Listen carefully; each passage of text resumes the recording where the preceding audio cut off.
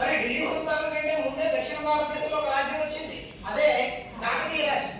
ఆ కాకతీయ రాజ్యం 1323లో అంతరించిపోయింది నాన్న. సరిగ్గా అంతరించిపోయిన తర్వాత ఒక 13 సంవత్సరాలు 1336 సంవత్సరంలో ఆంధ్రాలో వచ్చే రాజ్యం ఏది నాన్న? విజయనగర సామ్రాజ్యం. మరి ఈ రెండు కాలంలో ఉన్నది ఏది అంటే కనుక ఢిల్లీ సుల్తాన్. మరి ఢిల్లీ సుల్తాన్ 5 రాజవంశాలు పరిపాలించాడు. అందులో ఆఖరి రాజు ఎవరు అంటే ఇబ్రహీం లోడి. ఆ ఇబ్రహీం లోడి మొదటి పానిపట్టు యుద్ధంలో 1526 సంవత్సరంలో ఓడించాడు. ఎవరు అంటే మొఘల్ చక్రవర్తి బాబర్. సో ఆ ఢిల్లీ సుల్తాన్ అందరికి ఏదొచ్చింది? మొఘల్ సామ్రాజ్యం వచ్చింది. మరి ఈ మొత్తం మధ్యయుగ కాలంలో మనం చూసినట్లయితే హిందూ మతంలో ఉండేటటువంటి వివక్షతలు ఏవైతే ఉన్నాయో వాటిని ఖండించి వాటిని సరిదిద్దడానికి హిందూ మతంలో ఉద్యమం స్టార్ట్ అయిందన్న. అదే ఉద్యమం, భక్తి ఉద్యమం.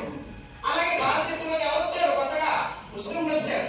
మరి ఆ ముస్లిం మతంలో కూడా